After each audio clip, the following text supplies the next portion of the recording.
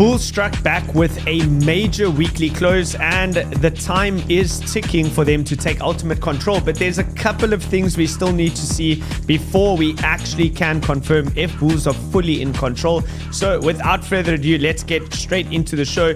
Big bounce for Bitcoin, reclaiming back above $64,000, which is very, very significant. I'm currently running a poll. I'd love to know your thoughts as well. Vote over there. Was 56,500, which is the wick low of last week, was that the macro cycle bottom for Bitcoin? Vote in the poll, yes or no. Smash the like button, hit the bell notification, and subscribe to the channel. And then let's get into the show.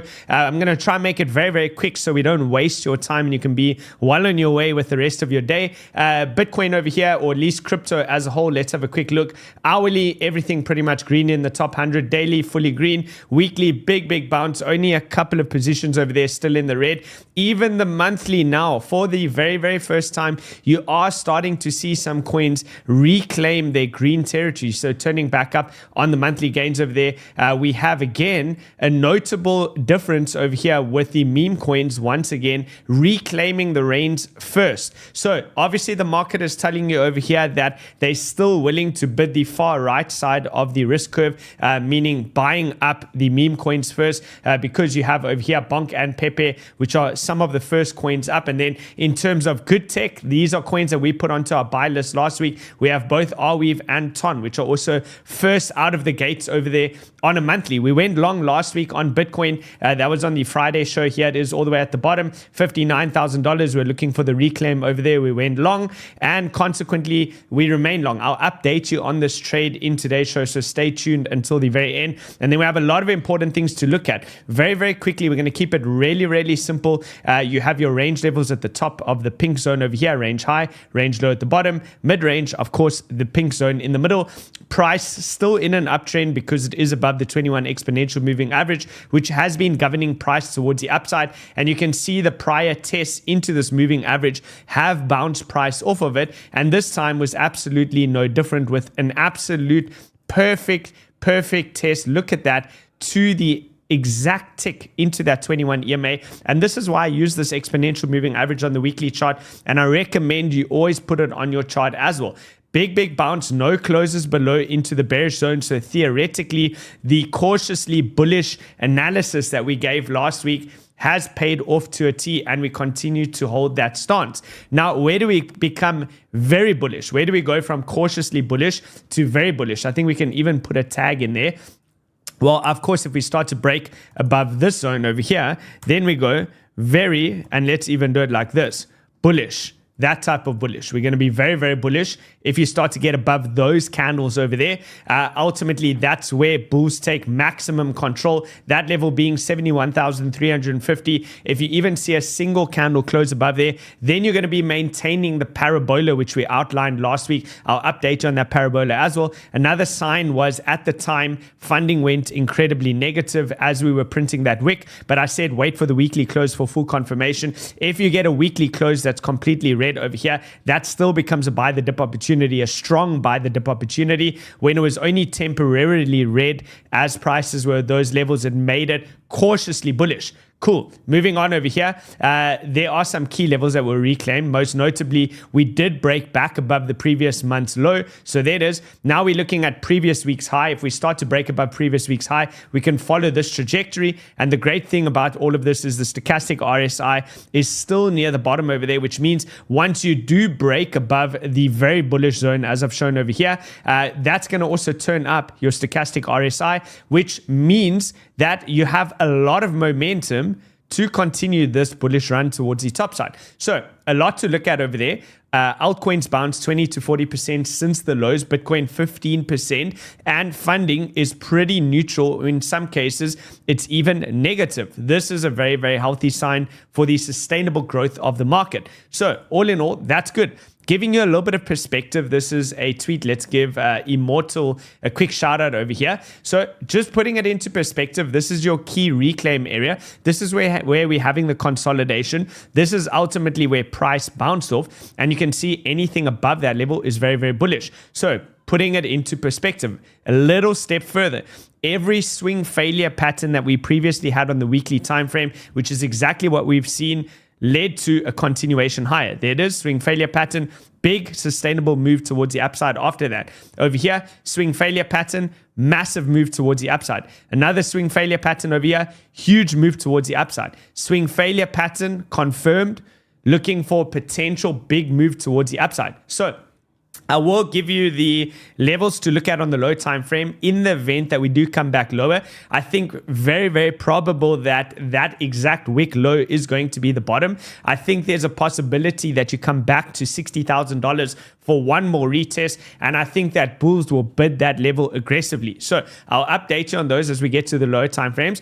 If you want those levels, do me a massive favor, smash the like button. Let's see if we can get it to 1,000 likes during the live session to bring the retail back, right? We don't want them to be buying at the top. Let's help the community get in at the times that they should be here, and let's continue. Let's continue. So vote in the poll section. Let's see what are the majority of your vote. Was 56,500 the macro bottom for Bitcoin? So far, 70% of you believe yes, and 30% of you believe we're going lower.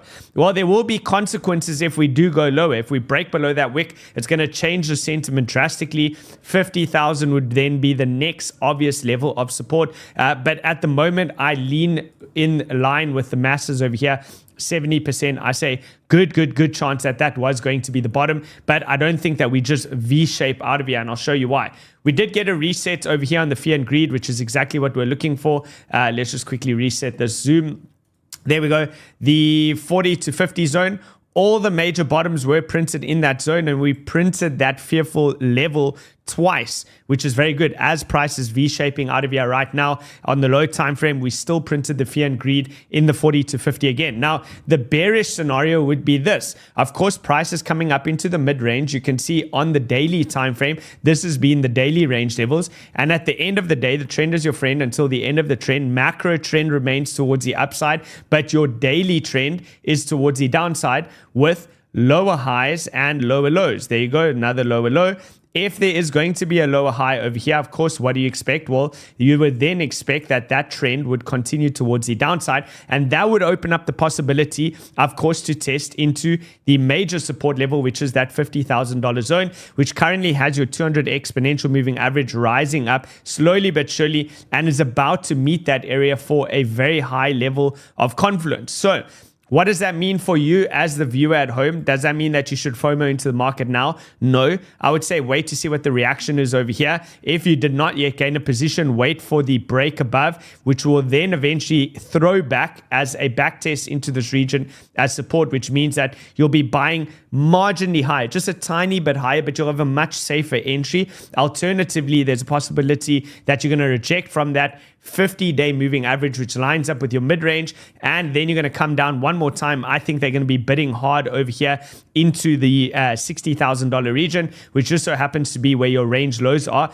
If you don't hold that level, that's why you can DCA in, right? You can put in one buy order over there, you can put in another buy order over there, and then you can put in your final buy orders coming in around that $50,000 zone. So that would be the plan for the buy the dip should there be a rejection. But ultimately, price right now has reclaimed some very significant levels. The swing failure pattern is intact. What is the swing failure pattern? Well, you had your major range lows. Price tried to break down, swing failure because it broke back inside the range. Now that you're inside the range, ultimately range traders will be looking to trade it accordingly, which means you're longing anything that comes back into the range low support from $60,000, and they're going to take profit in the mid-range, and they're going to take profit again at the range high, which means ultimately their bias or target is for an upside move like that. In terms of all our different moving averages and pivot levels, this is what we have. This is the picture. You are above your pivot level, which is the RSI trending towards the upside at $62,349. Your 200 EMA on the 1 hour time frames at the exact same level, and price has just reclaimed the 200 EMA on the 4 hour time frame, which ultimately governs the trending moves on the low time frame. So all in all, what does that mean? I think this is the most probable outcome. The most probable outcome is that you're going to chop around here, probably reject again from the 50-day moving average at the mid-range, create a little bit of panic. So that's this analysis over here. I think you'll create a little bit of panic. Prices will probably come back down one more time into the $60,000 level near those range lows, reaccumulate and go up. Now, one reason that I say that is if we go back onto this chart, you can see the massive wick that we have over here, right? Look at that big wick. Now, let's mark off 50% of that wick. I've always told you guys the significance of that 50% level. Now, the 50% level right now is coming in at $59,756. So, round it up, let's just call it $60,000.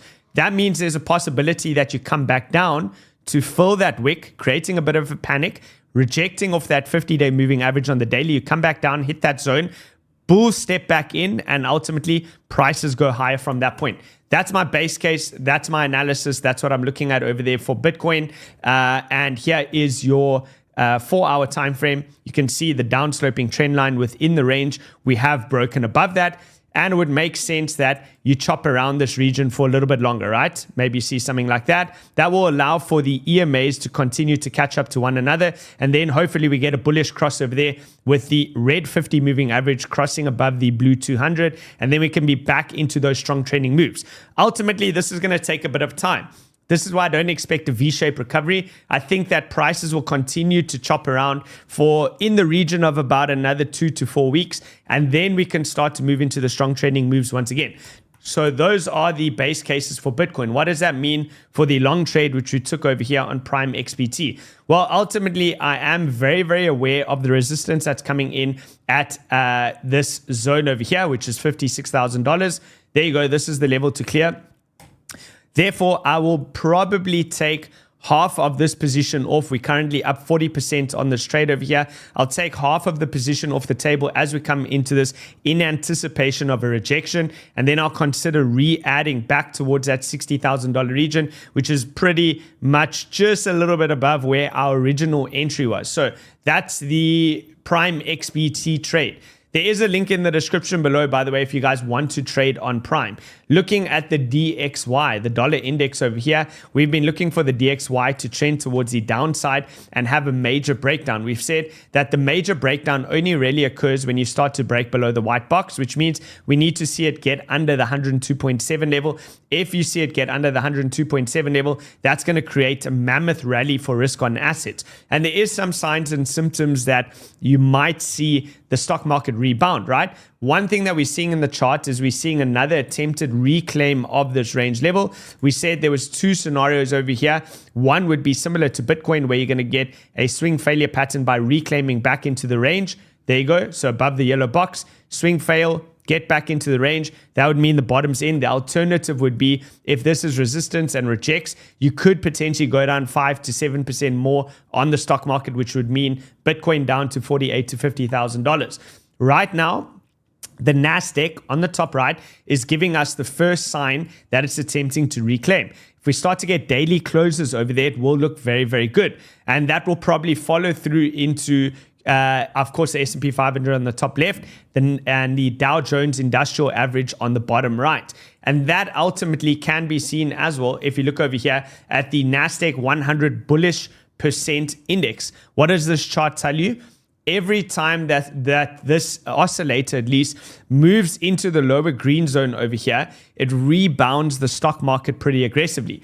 And this fell into that buy zone 2 weeks ago.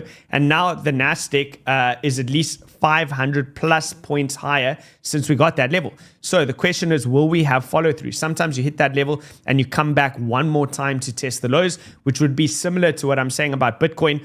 If Bitcoin does come back to test those 60K lows, you might see the stock market one more time going into that zone. By the way, if you do want to trade stocks, if you want to trade indices or forex pairs, go through to Prime XBT. There is a link in the description below. Claim your sign-up bonus of 25% off of future trading fees, or you can get up to $7,000 in sign-up bonuses. Use the link in YouTube description below, and let's continue. Okay, another thing that in the short term is making me a little bit wary as price moves into the $66,000 resistance zone is this, right?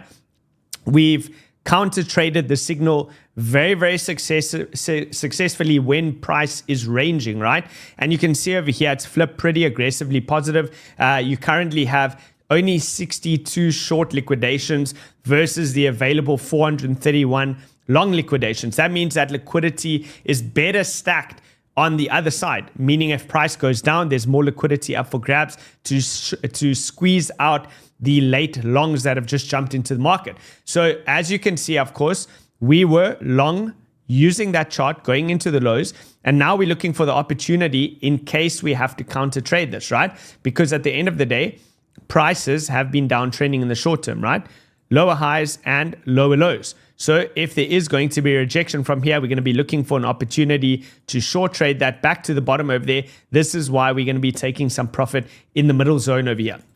Okay, here is your liquidity levels on the high time frame. You can see massive liquidity all the way up here at 68,500. Those are a lot of sell orders coming in. That's going to be a big sell wall that needs to get through. So 66 to that $69,000 level is a big level to reclaim for the bulls in the high time frame.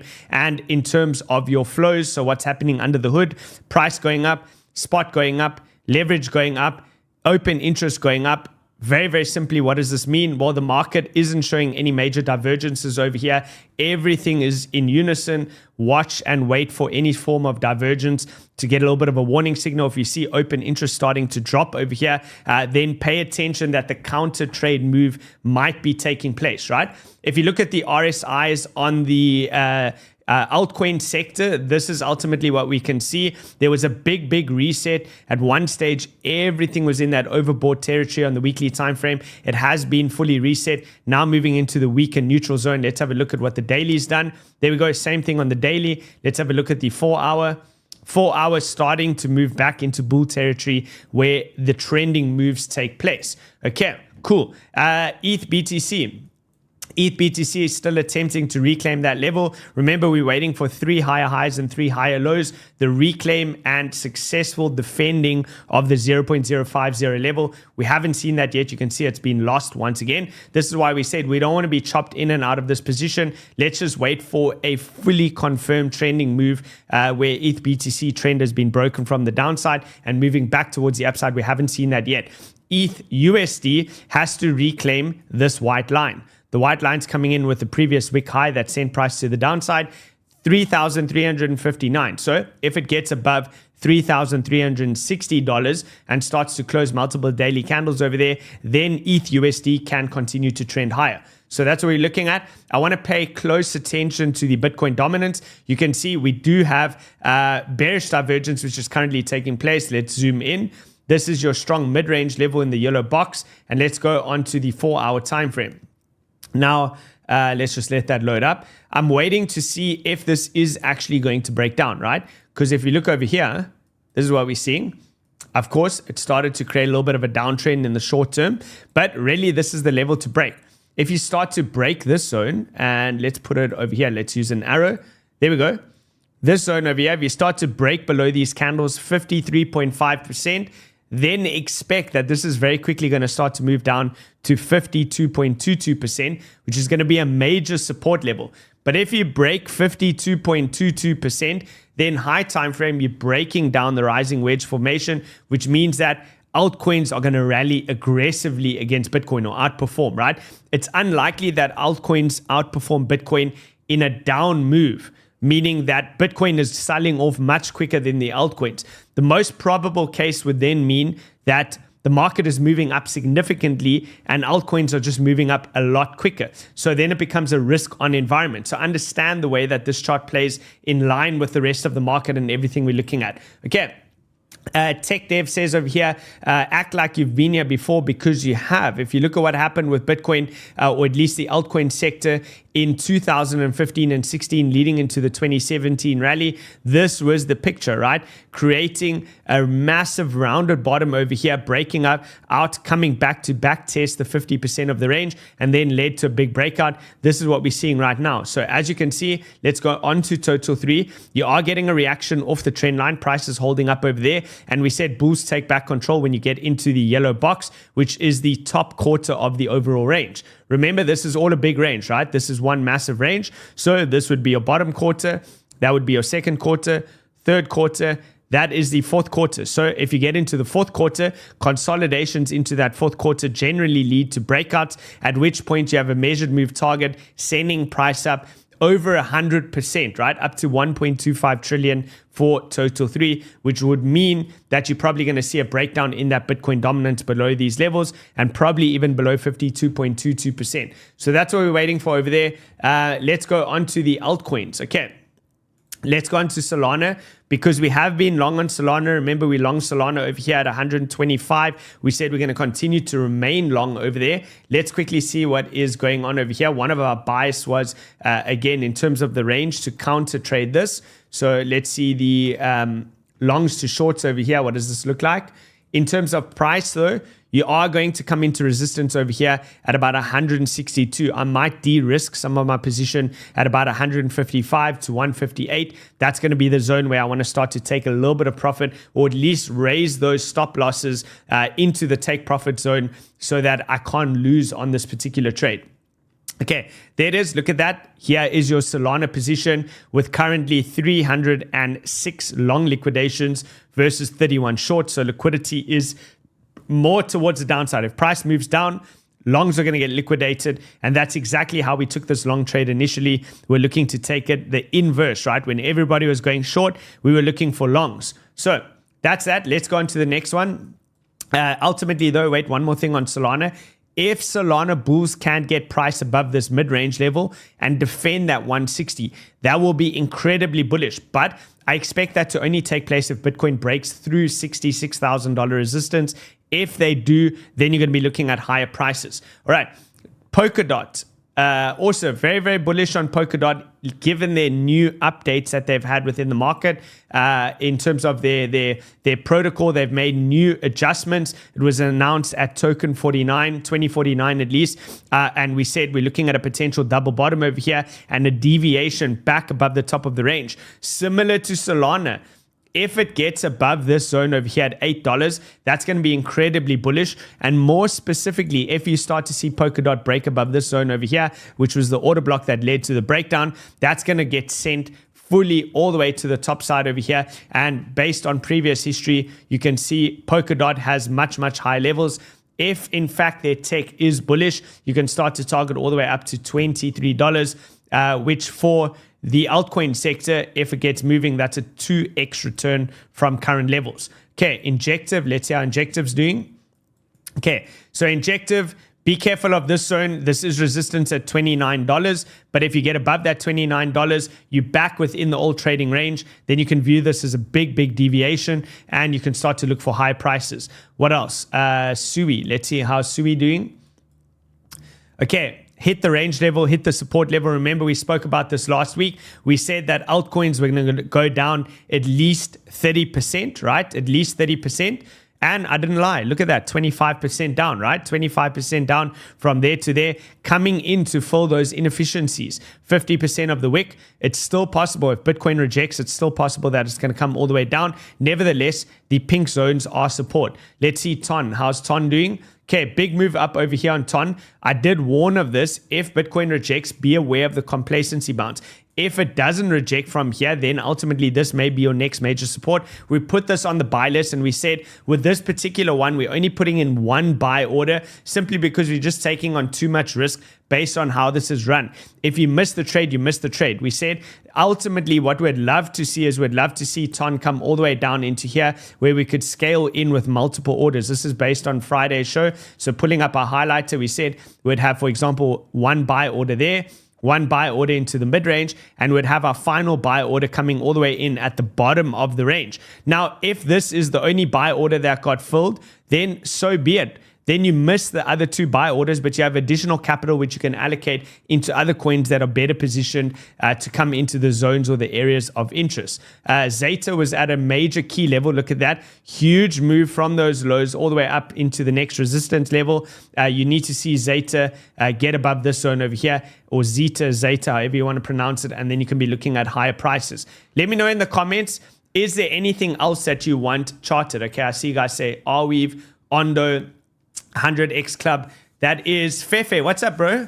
100x Club is 𝗕𝗬𝗕𝗕. What's the ticker? And the ticker is TUCA. Of course, the ticker is TUCA.